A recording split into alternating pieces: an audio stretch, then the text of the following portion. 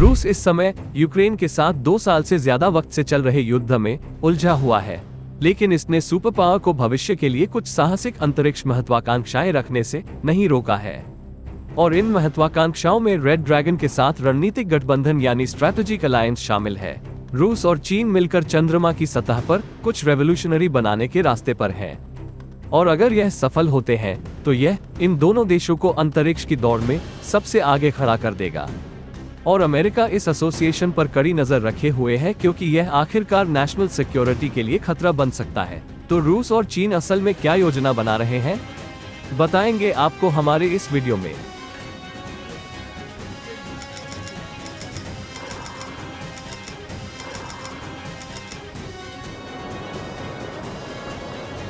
स्वागत है आपका ऑर्बिट इंडिया में। पिछली बार रूस चंद्रमा पर 1976 में गया था, जब रोबोटिक प्रोब ल्यूना 24 चंद्रमा पर उतरा था। लेकिन अगस्त 2023 में रोसकॉस्मोस ने करीब 47 सालों के बाद चंद्रमा पर लौटने की कोशिश की। लेकिन अफसोस कि lunar 25 spacecraft out of control हो गया और क्रैश हो गया। इस तरह वो फेल्ड लूनर लैंडर मिशन रूप में खत्म हो गया। इसे चंद्रमा के साउथ पोल के पास बोगुस्लैव्स्की क्रेटर के आसपास उतारने की योजना बनाई गई थी। लेकिन इससे न सिर्फ चंद्रमा पर उतरने बल्कि जल्द ही वहां एस्ट्रोनॉट्स भेजने के रशिया के उत्साह में कोई कमी नहीं आई। मॉस्को ने कहा है कि वो आगे चंद्र मिशन लॉन्च करेगा और फिर joint Russian China crude mission और एक चंद्र बेस की संभावना तलाशेगा। रशिया के रोसकॉस्मोस और चाइना नेशनल स्पेस एडमिनिस्ट्रेशन द्वारा 2021 में एक समझौते पर हस्ताक्षर करने के बाद से चंद्रमा पर एक रिसर्च स्टेशन बनाने पर सहयोग कर रहे हैं। चीन का लक्ष्य 2030 से पहले चंद्रमा पर अपना पहला एस्ट्रोनॉट भेजने का है। दूसरी ओर रशिया अपने इतिहास में पहली बार अगले दशक में चंद्रमा पर उतरने के लिए अंतरिक्ष यात्री भेजने की योजना बना रहा है। साथ ही 2031 से चंद्रमा बेस बनाने का इरादा भी रखता है। रूस का इरादा है खनन द्वारा चंद्रमा के रिसोर्सेज की माइनिंग करना। लेकिन एक बात जिसने पूरी दुनिया को सोचने पर मजबूर कर दिया, वो है चंद्रमा की सतह पर बेहद शक्तिशाली चीज स्थापित करने को लेकर रशिया और चाइना के बीच गठबंधन यानी अलायंस। रूस की अंतरिक्ष एजेंसी रोसकॉस्मोस के हेड यूरी बोरिसोव ने कहा कि रूस और चीन 2033 से 35 के बीच चंद्रमा पर न्यूक्लियर पावर प्लांट लगाने के बारे में सोच रहे हैं। ये दोनों देशों द्वारा चंद्रमा की सतह पर अंतरिक्ष यात्रियों को भेजने के लिए तय टाइम फ्रेम्स के ठीक बाद की बात है। रशिया और चाइना जॉइंटली लूनर प्रोग्राम पर काम कर रहे थे और मॉस्को न्यूक्लियर स्पेस एनर्जी पर अपने एक्सपर्टीज के साथ भारी योगदान दे रहा है। बोरिसोव ने कहा कि उनका इरादा चीन के साथ मिलकर चंद्रमा की सतह पर एक पावर यूनिट डिलीवर और इंस्टॉल करने का है। न्यूक्लियर पावर प्लांट स्थापित करने की वजह यह है कि सोलर पैनल्स भविष्य की लूनर सेटलमेंट्स को पावर देने के लिए पर्याप्त इलेक्ट्रिसिटी मुहैया करने के काबिल नहीं होंगे।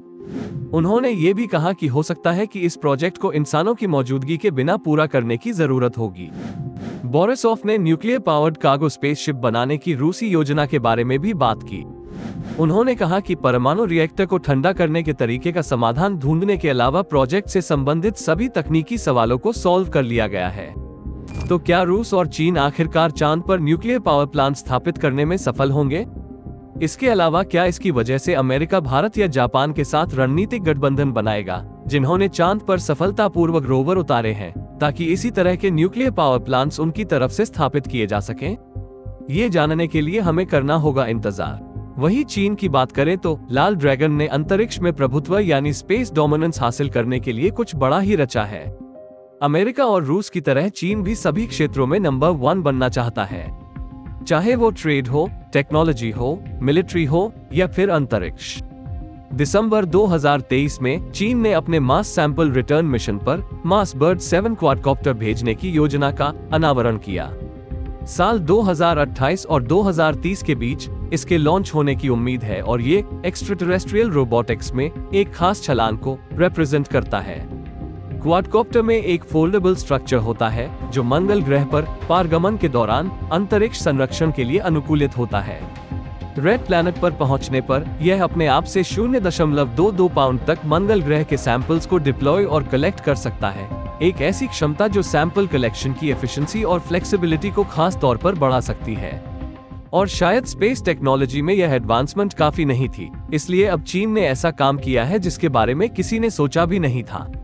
रेड ड्रैगन ने हाल ही में पूर्वोत्तर चीन में दुनिया का सबसे बड़ा स्पेस एनवायरनमेंट सिम्युलेटर बनाया है।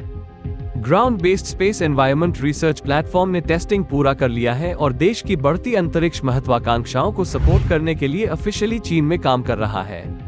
इसे SESRI कहा जाता है, यानी space environment simulation and research infrastructure. यह उत्तर पूर्वी शहर हार्बिन में मौजूद है। पिछले साल जुलाई में शुरू हुए एक ट्रायल ऑपरेशन के बाद पिछले हफ्ते ही इसने अपनी नेशनल एक्सेप्टेंस रिव्यू पास की थी। यह मल्टी कॉम्पोनेंट फैसिलिटी 50 फुटबॉल मैदानों के बराबर क्षेत्र में बनाई गई है।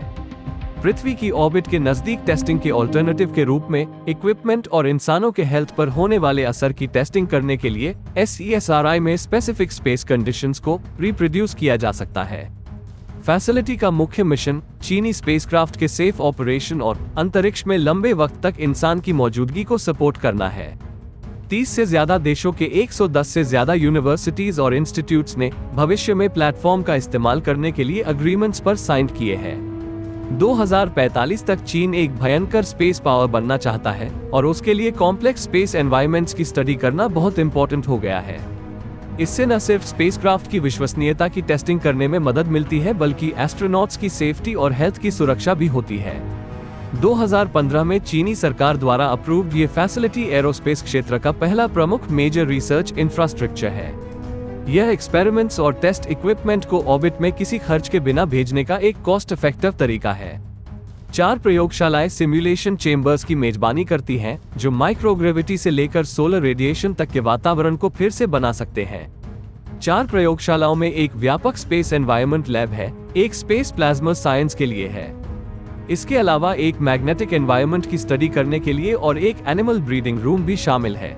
हर प्रयोगशाला में कई सिमुलेटर होते हैं जो microgravity, solar radiation, space dust और बेहद कम तापमान के साथ कंडीशंस के अलग अलग सेट्स को फिर से बनाते हैं। क्या ये फैसिलिटी चीन को स्पेसक्राफ्ट्स लॉन्च करने और एस्ट्रोनॉट्स को अंतरिक्ष में भेजने के लिए स्पेस इक्विपमेंट को तेजी से टेस्ट करने में मदद करेगी, और शायद किसी दिन मंगल ग्रह पर भी? क्या SESRI इलॉन मस्क के SpaceX और USA से पहले प्लैनेटरी कॉलोनाइजेशन में जीत हासिल करने के लिए चीन को मदद करेगी? आपको क्या लगता है?